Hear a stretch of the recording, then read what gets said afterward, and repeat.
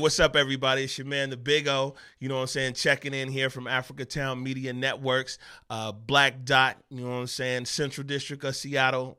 We up in here, and I got a guest here today, you know what I'm saying. I feel like I kind of got a scoop, you know what I'm saying. He's saying that this is one of his very first interviews since being selected to Seattle School Board District Seat 7, you know what I'm saying. I got my man, Brandon Hersey in the house. What's up, brother? Hey, I'm doing well, man. I'm blessed.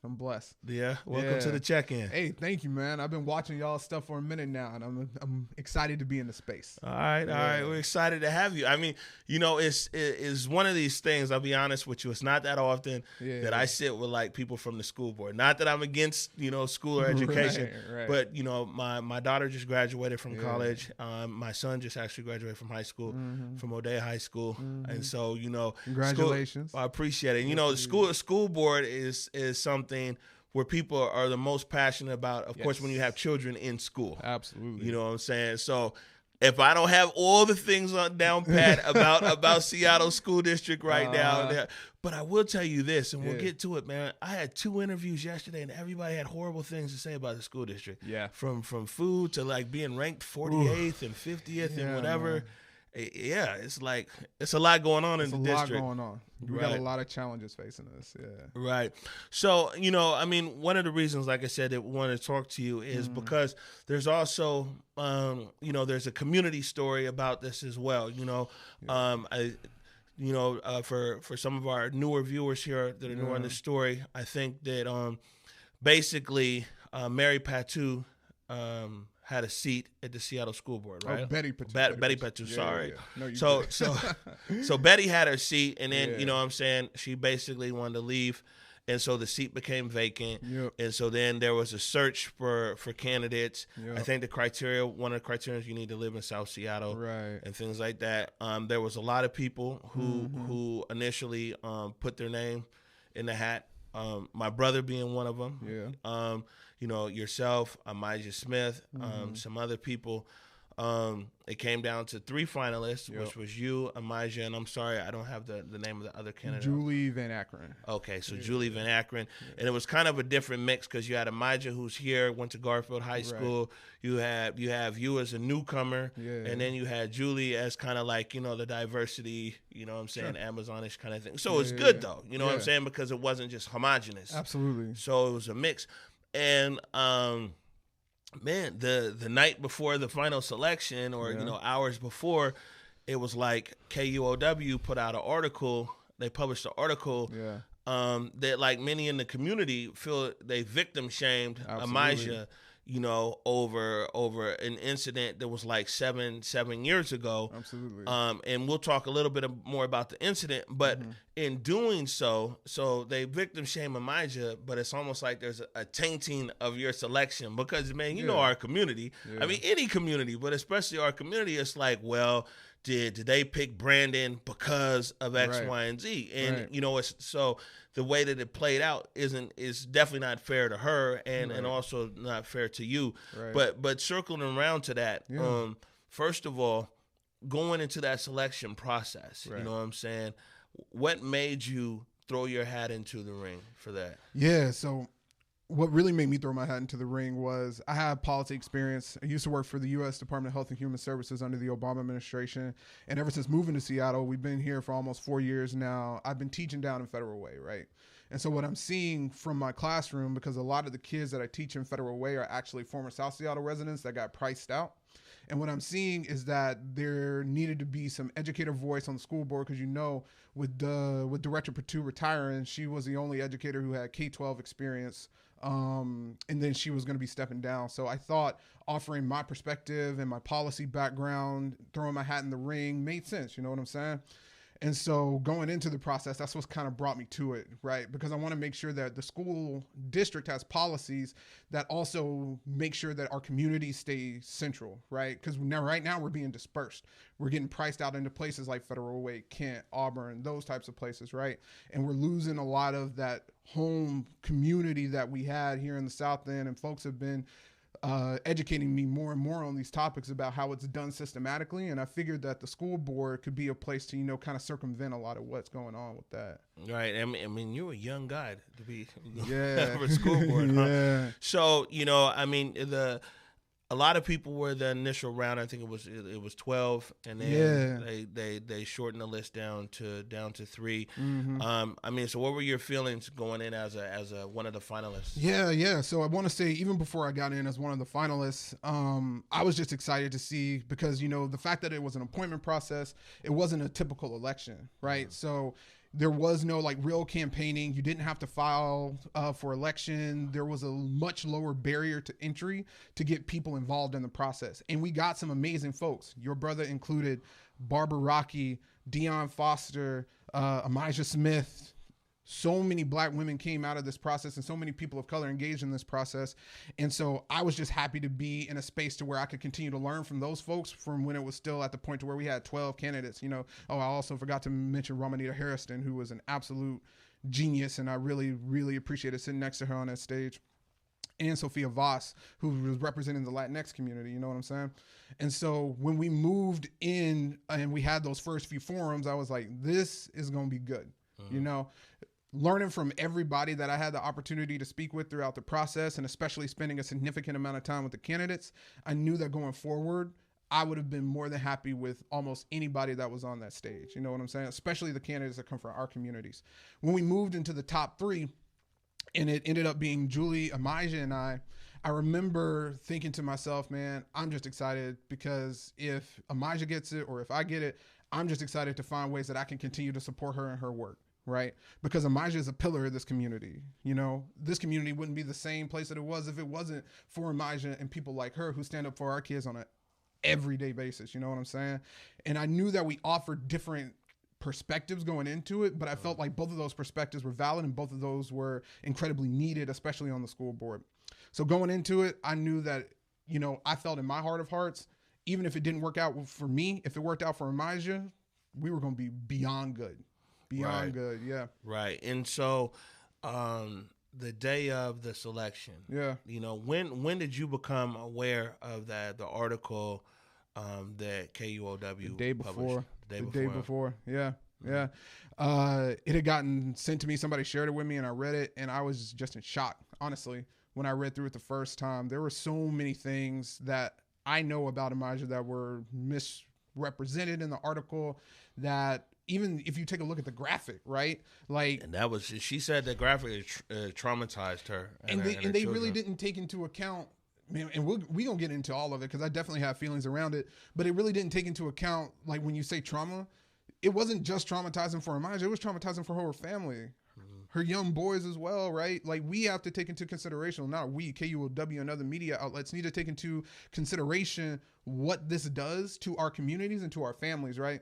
Because now with a Google search, you got all this misinformation popping up, and that's not fair to her family. It's not fair to Emijah, and it's not fair to her boys. Right. Well, I mean, it seems like we're in the heart of it right now. So to keep going along that line of discussion, you know, the thing is Seattle, as you were talking pre-show, you know, you get the perception that it's a very liberal city and everything else. And I mean, it's liberal until the liberals actually have to act like liberals. Exactly. And you know, the thing is, if somebody white, and like I said, in Magnolia or Queen Anne had the exact same storyline, that would have been a victory lap article for him. Like, I was an overcomer, a survivor, and everything else. And it seemed like Emijah was expendable by KUOW. And then, you know, even the reporter who wrote the article wasn't in touch. You know, that when they were challenged on using the word demons, they changed the word, because they're like, I didn't realize the impact in the community. That means whoever wrote the article had either didn't care or understand our community and even the use of language. Right. And I think that you're exactly right on that. I think that, you know, it does show how just messed up this entire process was, because the article title ultimately got changed. You know what I'm saying? Like, why couldn't you do that type of thoughtful consideration before? You know what I'm saying? And then especially, I want to go back to that graphic, because that graphic is really what, like, hit me hard, because in our media today, we are consistently portraying black and brown women and black and brown bodies differently than we would for other folks, right? That graphic looked like a mugshot. And I think largely because they didn't have a mugshot, because she has never done anything to deserve something like that, that they took it and they decided they were going to make one for themselves. You know what I'm saying? Right. And that's unfair. There's even a mischaracterization in the quote where they extracted some quotes out of a police report or document, and it says, "I'm going to beat the F out of you." But the sentence before in the report, it says, you should be, I think it says some paraphrase, you should be thankful that I know God, or else, you see what I'm saying? Yeah. I mean, and then they put a picture of the scene where the incident occurred and everything. Yeah. And I mean, I think it just shows the blatant disregard at KUOW of us, our community, of this black woman. We had, in the article, they said they took her documents to a social worker. Now we followed it up with a social worker from our community, with Ashley McGirt. You know what I'm saying? And one thing Ashley, and she's used to dealing with black women and black women's trauma and things like that. And what Ashley said was that, man, that article created vicarious trauma. And that's exactly what you just explained. You looked at the graphic and man, it impacts you. My mom, who's she never likes me to say her age, but she's a bit older than me. You know, my mom and a lot of these community elders, just looking at the graphic, it impacted them. And it's that vicarious trauma, through our community. Right. And also looking at the headline, because it's something that we do as black people. When you look at the headline, it's a bad headline. Right. It's a picture of a black person, and that also impacts you. And you're like, man, what is here this? We go again. Exactly. Absolutely. And I totally appreciate that, because, I mean, like I said, when I took a look at that article, I showed it to my fiance, who was also a black woman, and we were just like, what? Like, what is this nonsense? You know what I'm saying? Like, even if you just look at the face value, like we were talking about, the graphic, the title, all the ways that it's presented falls into a stereotypical narrative of disrespect for black people, especially black women, by the media, which is why I'm appreciative of spaces like Africatown Media, because to be able to circumvent that and to tell our stories and have control over that, we have to own the media sources. You know what I'm saying? Like, we have to take into account that in the future, if her sons go Google their mother's name, or if anybody for an employer, whatever, they go Google this, all this stuff is gonna pop up. You know what I'm saying? Right. And like, how are people who are learning about this in the future going to be able to make an informed opinion, which is that Emijah, I don't even know the right words to it, because I'm getting heated just thinking about it, because it's what they've always done, right? It's what they've always done, especially the black women. And I mean, the thing is nowhere is the word demons. There's who does that? I mean, even right now, we did a search, and demons is closely associated, especially with the opioid crisis, right? So when you hear when somebody's battling demons these days, it's usually opioid or drugs, right? You know what I'm saying? And that's what the word demons is very synonymous with, not only in our community but nationally. Right. You know what I'm saying? But even more in our community, when we talk, it's like, well, they're just trying to get over them demons of the past. Right. There is no demons to exercise. Right. Here, she was protecting her family. This is what I'm saying. Right. And so, I mean, the KUOW stance on this, and this is where I think that they really blew a big opportunity, because we all make mistakes, right? And even in media and everywhere else, we all make mistakes. And you see big networks, even like CNN, even like Fox News, they issue corrections, retractions, all kinds of things all the time. Yeah. And I mean, this KUOW missed an opportunity to be like, well, you know what? We might not have got this right. How can we broaden the discussion? Better? Yeah. How can we include the community, and how can we learn and understand more? Absolutely. But instead, they took a position of like, well, we stand by our reporting, everything is accurate of this and that or whatever, which again show no regard. Right. You see what I'm saying? It showed like KUOW had a great opportunity here to be like, man, okay, made a mistake. Maybe there's some things here. How can we have a better understanding? They could have came in and done a forum. It's KUOW. They could talk to the community. I mean, there's so many things that KUOW could have done, but they're contrite. They're like, yeah, well, man, we didn't do anything wrong. I mean, I disagree. I I mean, I just wholeheartedly disagree. The fact that, again, I'm just thinking about her family and her children and how our communities are always subject to trauma. And then when it comes to an opportunity like this to make it right, they didn't go far enough. And also giving space to the fact that harm was already done, right? You can't go back and undo the type of trauma that you made a family relive.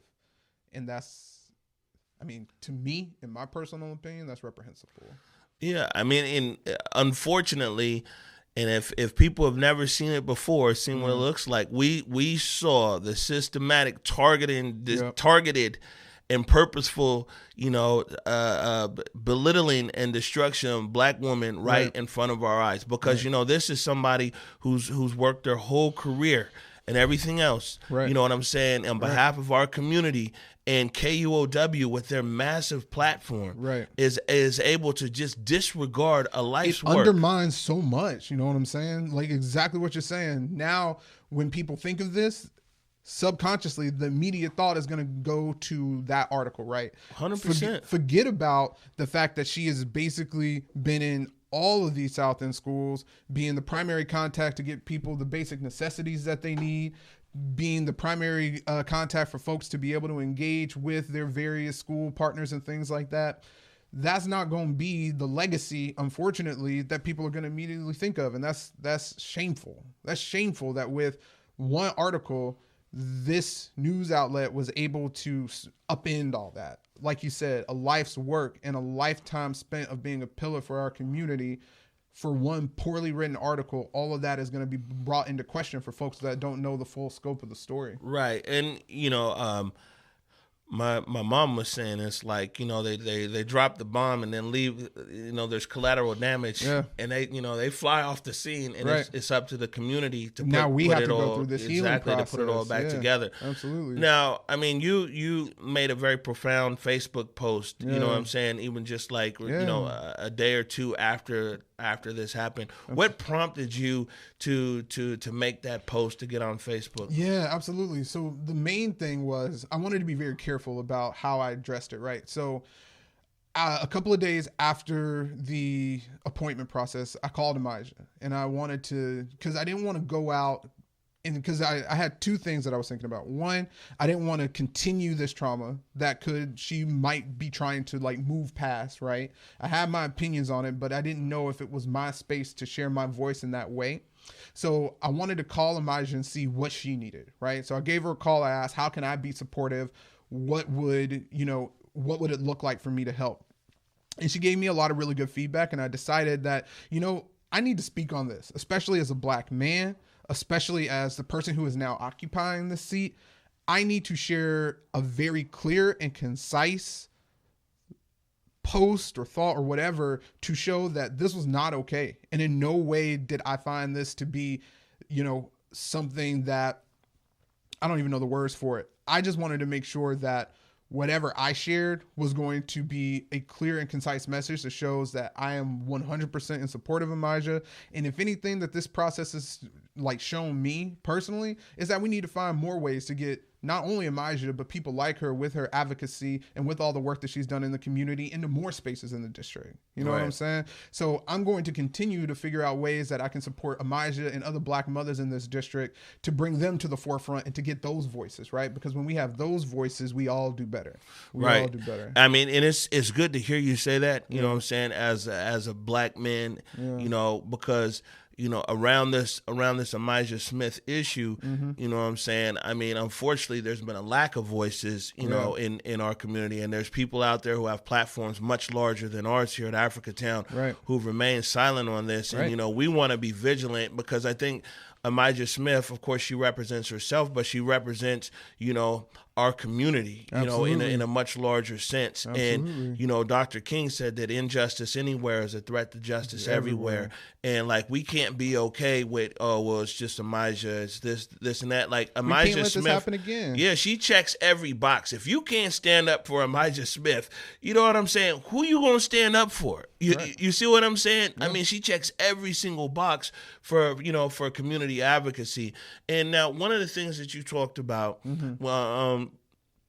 is that you're like, man, I want to be able to get more people like her and other voices like that into the school district and into positions of advocacy. Right. Now, do you think that kind of approach, that inclusive approach that you're talking about, is that a first step that we can take on our level? Because we can't expect KUOW to heal us, or any media to heal us. We have to figure these things out ourselves. Yeah. What can you do, or what are you planning to do in a broader sense? Yeah. I know there's policy. We'll talk about that in a minute. But on the one-on-one and on the advocacy level in our community, especially around these educators and community leaders, as being able to pull some things together in a healing process. Right. So I think the biggest piece of that is just bringing everybody to the same room. You know what I'm saying? Like really unsiloing a lot of the learning. And we can talk about more of this when we get to the next piece. There's a whole community engagement plan that I'm thinking about. But I think the next step is to first find a way to really engage with this healing process and let it play its course. It's never really going to be fully healed, but I think a lot of folks in our community are ready to move forward so that we can, get the focus and continue to have focus on our children. And then also I think that a big piece of that is continuing to show up and be present and look for opportunities like this to take back that narrative and to control our narrative. And I think also thinking about how this played out for Emijah, how can we be proactive in the future to make sure that this doesn't happen to another Black woman? Yeah, I already know from my end, you know what I'm saying? We want to use our platform. We got more people running for these kind of offices, we're pumping. We're going to stay primed and ready. Yes, you know what I'm saying? We need it. For the counter, for the counter narrative. Absolutely. You know what I'm saying? And I mean, Emijah is steadfast. She was on Mother's Justice show last Monday, and she was very steadfast that like, man, she maintains that she wants a public apology from KUOW and she wants the article removed. Absolutely.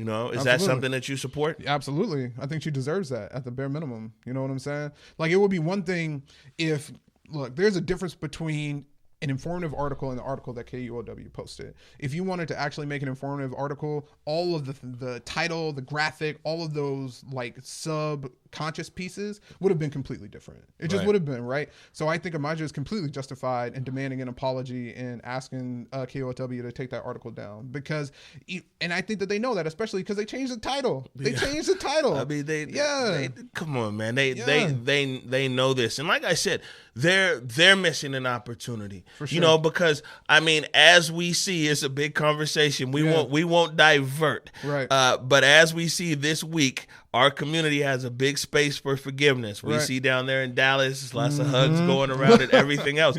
So it's like our community, KUOW, like I said, if they were to come out and say like, man, you know what, this just didn't go the way that, I mean, there's elements in our community to be like, okay, that's understandable. Right. How can we adjust this? You know what I'm saying? And how can we make sure things like this don't happen again? Absolutely. Because as a media outlet and as journalists, they can't have the public dictating their stories, but their journalists and their editors can have a better understanding of how, specific words or narratives impact a whole community. And honestly, right from, and so at least they have an understanding moving forward. Absolutely. And honestly, it's the same thing that we're seeing play out in our classrooms. It all goes back to cultural competency, right? Understanding before you make a decision how this is going to be received. At least this is what I have to do in my classroom, and what a lot of, solid educators do. We think about, for example, if I have curriculum that doesn't necessarily speak to my kids, right? Say we had a math problem about a lemonade stand, and most of my kids live in apartments and have never had a lemonade stand. It's on me as the teacher to be able to understand my community and to flip that problem around to give them an issue or a problem to where they have access to. Reporters have to do the exact same thing.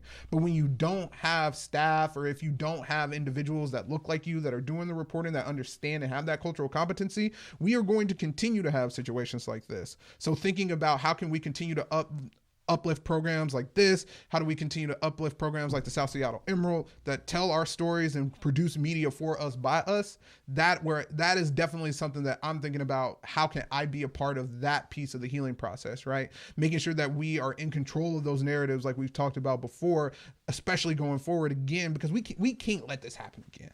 We just can't, Amen. Especially not in our community that is being disrupted with rapid gentrification, income inequality, and so many other factors. The last thing we need is for people like Emijah, who is standing up for their community, to get dogged out. That's not cool. It's not in any way going to fly. And we all have a responsibility for it. We need to not only hold ourselves accountable, but we also need to hold our news outlets accountable as well. Just like we would with a teacher, just like we would do with anybody who was in a space where they needed to be culturally competent and they missed the mark. Right. You know? So before we get out of here for this segment, man, you know, I know Emijah and a lot of her supporters, family and friends, I'll be watching this segment when it airs, man. Any words for Emijah?